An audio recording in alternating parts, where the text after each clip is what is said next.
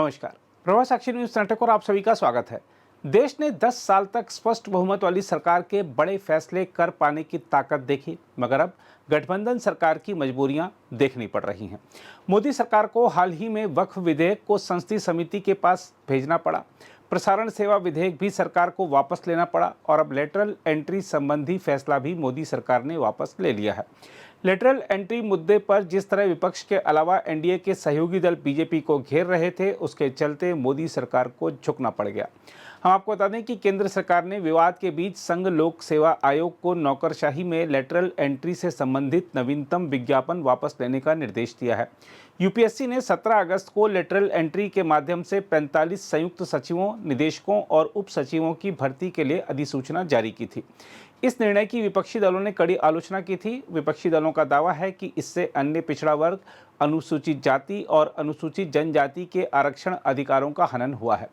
विवाद के गहराने पर केंद्रीय कार्मिक राज्य मंत्री जितेंद्र सिंह ने संघ लोक सेवा आयोग की अध्यक्ष प्रीति सूदन को पत्र लिखकर विज्ञापन रद्द करने को कहा है, ताकि कमजोर वर्गों को सरकारी सेवाओं में उनका उचित प्रतिनिधित्व मिल सके। केंद्रीय कार्मिक राज्य मंत्री जितेंद्र सिंह ने अपने पत्र में कहा कि प्रधानमंत्री नरेंद्र मोदी के लिए सार्वजनिक रोजगार में आरक्षण हमारे सामाजिक न्याय ढांचे की आधारशिला है, जिसका उद्देश्य ऐतिहासिक अन्याय को दूर करना और समावेशिता को बढ़ावा देना है। जितेंद्र सिंह ने कहा, चूंकि इन पदों को विशिष्ट मानते हुए एकल कैडर पद के रूप में नामित किया गया है, इसलिए इन नियुक्तियों में आरक्षण का कोई प्रावधान नहीं है। सामाजिक न्याय सुनिश्चित करने के माननीय प्रधानमंत्री के दृष्टिकोण को ध्यान में रखते हुए इस कदम की समीक्षा और सुधार की आवश्यकता है। उन्होंने कहा, मैं यूपीएससी से 17 अगस्त 2024 को जारी लेटरल एंट्री भर्ती विज्ञापन को रद्द करने का आग्रह करता हूं। जितेंद्र सिंह ने कहा कि यह कदम सामाजिक न्याय और सशक्तिकरण की दिशा में एक महत्वपूर्ण प्रगति होगा। उन्होंने कहा, यह सर्वविदित है कि सैद्धांतिक रूप से लेटरल एंट्री को द्वितीय प्रशासनिक सुधार आयोग का समर्थन हासिल था, जिसका गठन 2005 में श्री वीरप्पा मोइली की अध्यक्षता में किया गया था। 2013 में छठे वेतन आयोग की सिफारिशें भी इसी दिशा में थीं। उन्होंने कहा कि इससे पहले और बाद में भी लेटरल एंट्री के जरिए कई बड़े मामले सामने आए हैं। जितेंद्र सिंह ने कहा कि पिछली सरकारों के तहत विभिन्न मंत्रालयों में सचिव जैसे महत्वपूर्ण पद, यूआईडीएआई का नेतृत्व आदि बिना किसी आरक्षण प्रक्रिया का पालन किए गए लेटरल एंट्री के माध्यम से भरे गए थे। मंत्री ने कहा, इसके अलावा यह सर्वविदित है कि राष्ट्रीय सलाहकार परिषद के कुख्यात सदस्य एक सुपर नौकरशाही की अगुवाई करते थे, जो प्रधानमंत्री कार्यालय को नियंत्रित करती थी। मंत्री ने कहा कि 2014 से पहले अधिकांश प्रमुख लेटरल एंट्री तदर्थ तरीके से की गई थी, जिनमें कथित पक्षपात के मामले भी सामने आए थे। मंत्री ने कहा, हमारी सरकार का प्रयास इस प्रक्रिया को संस्थागत रूप से संचालित, पारदर्शी व मुक्त बनाना रहा है। उन्होंने कहा कि इसके अलावा प्रधानमंत्री का दृढ़ विश्वास है कि लेटरल एंट्री की प्रक्रिया को संविधान में निहित समानता और सामाजिक न्याय के सिद्धांतों, विशेष रूप से आरक्षण के प्रावधानों के साथ जोड़ा जाना चाहिए।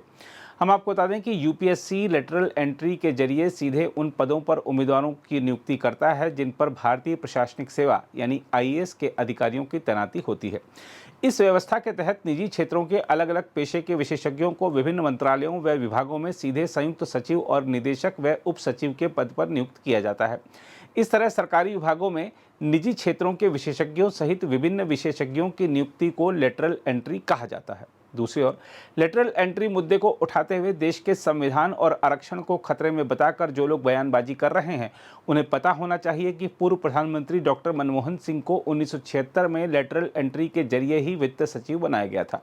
यही नहीं, तत्कालीन योजना आयोग के उपाध्यक्ष मोंटेक सिंह अहलुवालिया लेटरल एंट्री के जरिए ही सेवा में आए थे। मनमोहन सिंह ने 1971 में तत्कालीन विदेश व्यापार मंत्रालय में आर्थिक सलाहकार के रूप में लेटरल एंट्री से प्रवेश किया था और वित्त मंत्री बने और बाद में प्रधानमंत्री पद तक पहुंचे।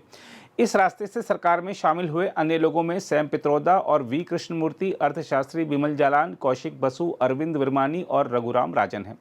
बिमल जालान सरकार के मुख्य आर्थिक सलाहकार और बाद में भारतीय रिजर्व बैंक के गवर्नर रहे।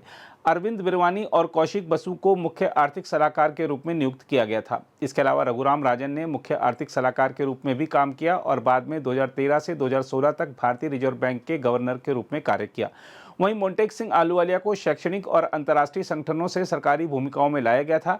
उन्होंने 2004 से 2014 तक योजना आयोग के उपाध्यक्ष के रूप में कार्य किया। यही नहीं, इन्फोसिस के सह संस्थापक नंदन नीलेकणी को 2009 में भारतीय विशिष्ट पहचान प्राधिकरण यानी आधार जो बना है, उसका प्रमुख नियुक्त किया गया था। जो लोग लेटरल एंट्री मुद्दे पर अपनी राजनीति चमकाने के लिए विवाद खड़ा कर रहे हैं, उनसे सीधा सवाल यह है कि यदि कोई पर्यावरण विशेषज्ञ व्यक्ति उप सचिव बन जाता है तो इसमें क्या समस्या है। किसी क्षेत्र का विशेषज्ञ उस क्षेत्र में आकर काम करेगा तो इससे देश को लाभ ही होगा। लेटरल एंट्री सभी के लिए खुली है, इसमें ऐसा तो है नहीं कि किसी खास वर्ग के लोगों की ही भर्ती हो रही है। यदि लेटरल एंट्री में कोई SC, ST या OBC वर्ग का व्यक्ति आवेदन करेगा तो उस पर भी विचार किया ही जाएगा। विवाद खड़ा करने वालों को यह भी बताना चाहिए कि लेटरल एंट्री से कैसे अखिल भारतीय सेवाओं में अनुसूचित जाति, अनुसूचित जनजाति की भर्ती प्रभावित होगी। विवाद खड़ा करने वालों को पता होना चाहिए कि नौकरशाही में लेटरल एंट्री 1970 के दशक से कांग्रेस के नेतृत्व वाली सरकारों के दौरान होती रही है। विवाद खड़ा करने वालों को पता होना चाहिए कि प्रशासनिक सेवाओं में लेटरल एंट्री के लिए प्रस्तावित 45 पद भारतीय प्रशासनिक सेवा यानी IAS की कैडर संख्या का 0.5% है। भारतीय प्रशासनिक सेवा में 4,500 से अधिक अधिकारी शामिल हैं और लेटरल एंट्री से किसी भी सेवा की सूची में कटौती नहीं होगी। इसके अलावा लेटरल एंट्री वाले नौकरशाहों का कार्यकाल 3 साल है, जिसमें 2 साल का संभावित विस्तार शामिल है। बहरहाल, आइए देखते हैं सरकार के इस निर्णय के बाद केंद्रीय कानून मंत्री अर्जुन राम मेघवाल ने क्या कहा है। आज प्रधानमंत्री जी ने सोशल जस्टिस को ध्यान में रखते हुए एक महत्वपूर्ण निर्णय लिया है कि जो पिछले 3-4 दिनों से एक लेटरल एंट्री का विषय चल रहा था, उसके लिए अभी हमारे जो PMO में राज्य मंत्री हैं, DOPT भी देखते हैं, डॉक्टर जितेंद्र सिंह जी ने एक पत्र लिखा है UPSC को कि जब तक रिजर्वेशन के पूरे प्रावधान नहीं हो जाते हैं तब तक आप इसको विड्रॉ करिए।